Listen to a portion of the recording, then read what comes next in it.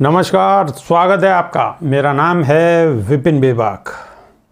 बात अंधविश्वास या विश्वास की होगी और जो शीर्षक है वो है धीरेंद्र शास्त्री। धीरेंद्र शास्त्री शायद आप जानते होंगे, आजकल बहुत फेमस हैं, सोशल मीडिया पर बहुत एक्टिव हैं और बहुत सारे उनके फॉलोअर हैं। बहुत लोग उन पर विश्वास करते हैं। लेकिन कुछ नागपुर में कुछ ऐसा मामला हुआ है जिसके लिए ये चर्चा का विषय बना हुआ है।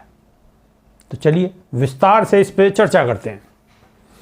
राम कथा की आड़ में अंधविश्वास को बढ़ावा देकर लोगों को ठगने वाले फ्रॉड धीरेंद्र कृष्ण शास्त्री की गिरफ्तारी के लिए कमर कसने वाले अंधश्रद्धा निर्मूल समिति के कार्यकर्ताओं ने दावा किया है कि वे इस धोखेबाज को जेल की सलाखों में पहुंचाकर ही दम लेंगे। ये एक संस्था है, इन्होंने ये दावा किया है कि हम इनको जेल पहुंचाकर ही रहेंगे।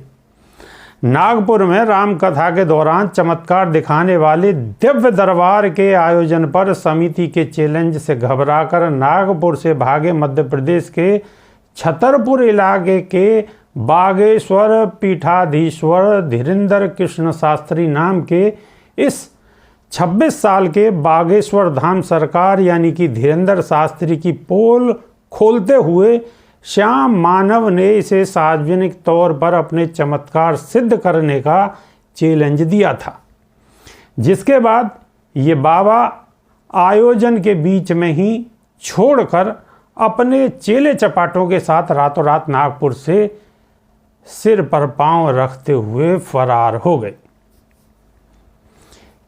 एक मीडिया को रिपोर्ट के मुताबिक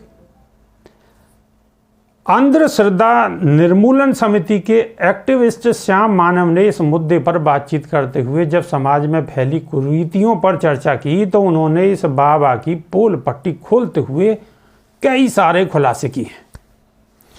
आपको बता दें कि महाराष्ट्र राज्य में अंधश्रद्धा निर्मूलन समिति पिछले 40 साल से समाज में अंधविश्वास फैलाने वाले बाबाओं और ठगों का पर्दाफाश करते हुए समाज में व्याप्त तमाम तरह के अंधविश्वास के खिलाफ जन जागृति अभियान चलाती रही है।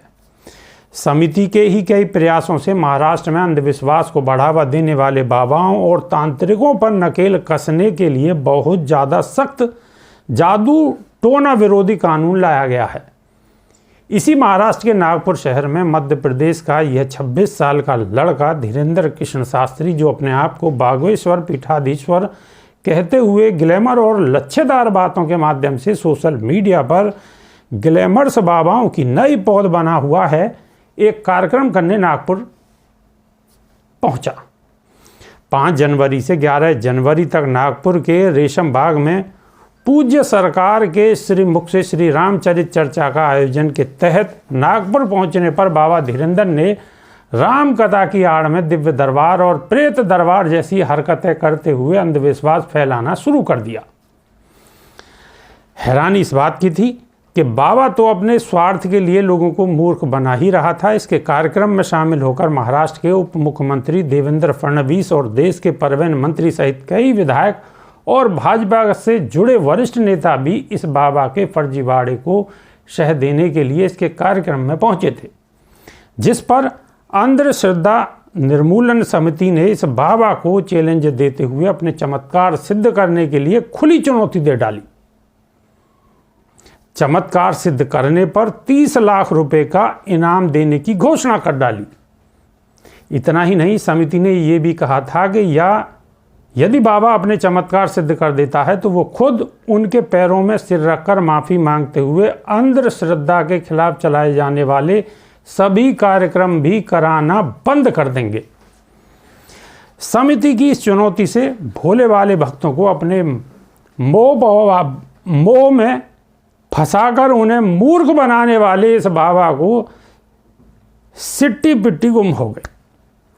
समिति की चुनौती स्वीकार कर अपनी चमत्कारिक शक्तियां का प्रदर्शन करना तो दूर, ये ढोंगी बाबा नागपुर से रातों रात अपने चेले चपाटों की फौज के साथ वहां से फरार हो गए।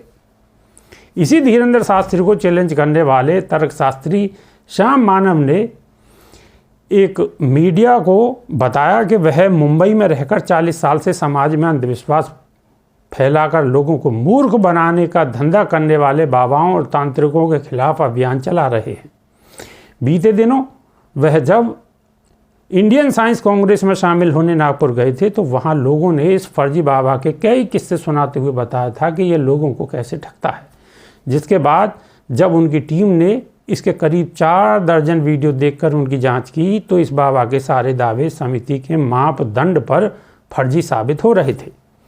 इसके बाद समिति ने धीरेंद्र शास्त्री को बिना जान पहचान के 10 लोगों और उनके पिता का नाम जानने, उनके फ़ोन नंबर बताने के साथ ही कमर में रखी चीज़ों के नाम बिना कैमरे में जाए बताने का खुला चैलेंज देते हुए अपने चमत्कार सिद्ध करने पर 30 लाख रुपए का इनाम देने की घोषणा की थी।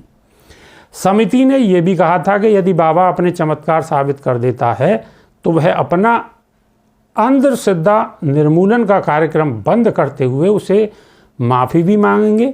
लेकिन यह बाबा उनकी चुनौती सामने आने के बाद अपने तय कार्यक्रम से 2 दिन पहले ही कार्यक्रम छोड़कर वहां से खिसक लिए। श्याम मानव ने एक बातचीत में कहा कि बाबा की यह सारी हरकतें महाराष्ट्र में लागू जादू टोना विरोधी कानून के तहत अपराध होने के कारण उन्होंने बाबा के भागने के बाद इसके खिलाफ पुलिस में शिकायत कर दी। जब तक इस धीरेंद्र शास्त्री नाम के बाबा की गिरफ्तारी नहीं होगी समिति चुप नहीं बैठेगी। लोगों के इन बाबाओं के जाल में फंसने के सवाल पर श्याम मानव ने कहा कि समाज में धारणा प्रचलित है कि विज्ञान जहां समाप्त होता है वहां से धर्म अथवा अध्यात्म शुरू होता है। धर्म और अध्यात्म में कोई तर्क नहीं चलता। इसी सोच के चलते लोग इनकी हरकतों पर कोई सवाल नहीं उठाते। इसीलिए इनकी ठगी विद्या खुलेआम चलती रहती है। जबकि सच्चाई तो ये है कि जहाँ विज्ञान खत्म होता है अंधविश्वास उसके तत्काल बाद शुरू हो जाता है। इसके खिलाफ तर्क के हथियार का हर समय उपयोग होना चाहिए। अनपढ़ और पढ़े लिखे लोगों के अंधविश्वास को भी रेखांकित करते हुए उन्होंने बताया कि पढ़ाई लिखाई या व्यक्ति का उच्च शिक्षित होना भी व्यक्ति को अंधविश्वास के जाल में फंसने से रोकने के लिए पर्याप्त नहीं है। जैसे अनपढ़ और पढ़े लिखे व्यक्ति के कपड़ों से लेकर जीवन शैली तक में फर्क साफ दिखता है, वैसे ही इनके बीच व्याप्त अंधविश्वास में भी अंतर होता है। पढ़े लिखे व्यक्ति का अंधविश्वास ज्योतिष, अध्यात्म, बाबाओं की दिव्यता, धार्मिक यात्राओं में दिखता है, जबकि अनपढ़ आदमी भूत प्रेत, तंत्र विद्या जैसे अंधविश्वास में लिप्त रहता है।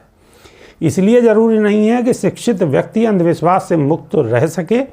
अंधविश्वासों से मुक्त समाज बनाने के लिए शिक्षा को वैज्ञानिक और तार्किक बनाने के साथ ही व्यापक पैमाने पर अंधविश्वासों के खिलाफ जन जागरूकता अभियान चलाए जाने, समाज में अभियान चलाकर वर्कशॉप के माध्यम से इनको पोल खोलने जैसे उपयोगों का सहारा लेकर इनको उजागर करना होगा। इसके साथ ही धीरेंद्र शास्त्री का नागपुर से आने के बाद उन्होंने एक अपनी सभा में एक वीडियो वायरल उन्होंने किया है। उसमें उनका कहना है कि उनका पहले से ही 9 दिन का प्रोग्राम नहीं था, उनका 5 दिन का प्रोग्राम था। और उन्होंने क्या कहा है ये आप वीडियो के माध्यम से सुन सकते हैं। अभी के लिए सिर्फ इतना ही। नमस्कार।